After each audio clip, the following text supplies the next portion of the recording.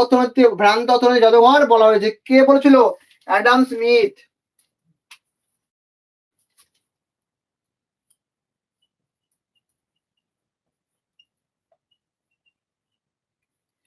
ঠিক আছে, দেখ ফ্রান্সের আর্থিক অবস্থা কি, ফরাসি বিপ্লবে কি একটা মেন অন্যতম কারণ।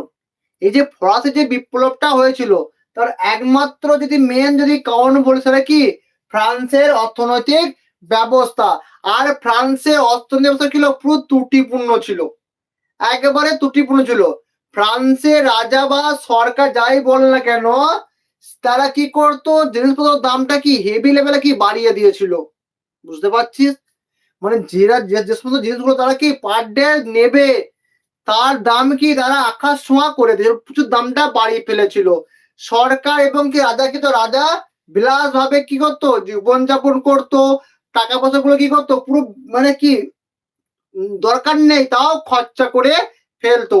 এর ফলে কি হয়েছিল, যে ফ্রান্সে কি একটা ভয়ঙ্কর কি একটা অর্থনৈতিক খারাপের কি হয়, একটা ভয়ঙ্কর পরিস্থিতির সৃষ্টি হয়। সেটাকে দেখে অর্থনীতিবিদ অ্যাডাম স্মিথ বলেছিল যে ফ্রান্সকে তখন তিনি বলেছিলেন ভ্রান্ত অর্থনৈতিক জাদুঘর। এবার তোদের প্রশ্ন আসতে পারে, দাদা কারণগুলো কি কি হবে? প্রথমে লিখবে ত্রুটিপূর্ণ কর ব্যবস্থা। ফার্স্ট পয়েন্ট কি হবে? ত্রুটিপূর্ণ কর ব্যবস্থা। কি হবে? ত্রুটিপূর্ণ কর ব্যবস্থা। দেখো ফ্রান্সের কর আদায়ের ক্ষেত্রে কি ন্যায্যগত নীতি ছিল না। দেখো মেন কি বলছে, ফ্রান্সে যে কর নেবে এর কি কোনো নিয়মই ছিল না, একদম নিয়ম ছিল না। ফ্রান্সে কি প্রথম, আগেও বলেছি, প্রথম ও দ্বিতীয় শ্রেণীরা কি কোনো কর দিত না, কি কোনো কর শ্রেণীরা কি করতো, শ্রেণীরা কোনো কর দিত না। তাহলে দ্বিতীয় কার হবে ভাই? দ্বিতীয় তৃতীয় শ্রেণীর লোকেরা কি করতো, শ্রেণীর লোকেরা কর দিত, কর দিত। মানে ভাব 97% লোক ছিল কি তৃতীয় শ্রেণী, এরা কর দিত। আর বাকি 3% ছিল কি, এরা কারা, প্রথম ও দ্বিতীয় শ্রেণী।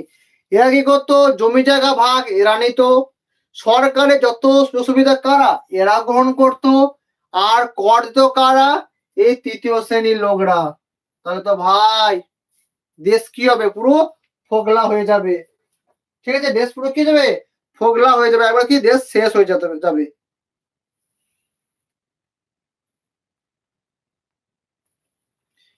আর কি ছিল, আর ছিল সরকারের বেসাবি অর্থ ব্যয়। আর কি ছিল, সেকেন্ড পয়েন্ট কি আছে, সরকারের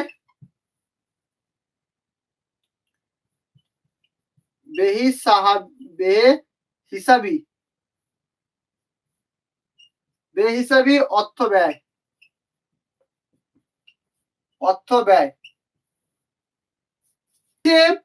সরকারের বেহিসাবি অর্থ ব্যয় মানে সরকারের রাজাদের বেশি কিন্তু অর্থ ব্যয় করতো। মানে তখনকার সময়ে যে রাজা ছিল সে দেখতো না যে আমার রাজকোষে কত অর্থ রয়েছে বা কত টাকা পয়সা রয়েছে, না দেখে সে কি করতো, টাকা পয়সা কি করতো খরচা করে দিত। সে যে অর্থ ছিল সরকারের যে রাজকোষে সে করতো খরচা করে ফেলতো। ওই কি বললাম, সরকারের বেহিসাবি অর্থ ব্যয়। সরকার কি করতো, হিসাব করে কিন্তু অর্থ ব্যয় করতো না, সে রাজকোষে অর্থ না দেখে সে কি করতো, অর্থগুলো ব্যয় করতো। ঠিক আছে, আর কি ছিল, যুদ্ধনৈতিক অযৌক্তিকতা।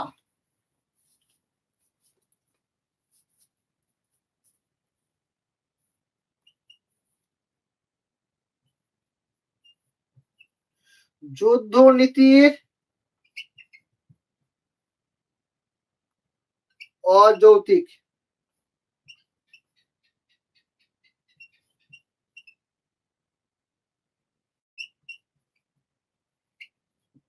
কি বললাম, যুদ্ধনীতির অযৌক্তিকতা মানে চতুর্দশ লুই আর পঞ্চদশ লুই তারা কি করতো, তাদের আমলে বিভিন্ন যুদ্ধ দ্বারা কিন্তু যোগদান করতো এবং কি প্রচুর অর্থ দ্বারা ব্যয় করতো। মানে চতুর্দশ লুই এবং পঞ্চদশ লুই এদের দুই আমলে কি ছিল, এদের আমলে কি ছিল, তারা মানে কোনো চিন্তা ভাবনা না করে তারা কি করতো, সবসময় তারা করতো যুদ্ধ জনতা তারা করতো যোগদান করতো।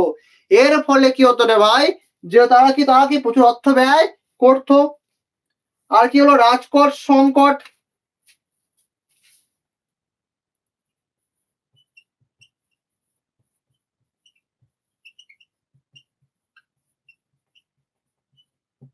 সংকট, এবার দেখ তারা কি দেখতো, এবার সংকট কেন হলো বল।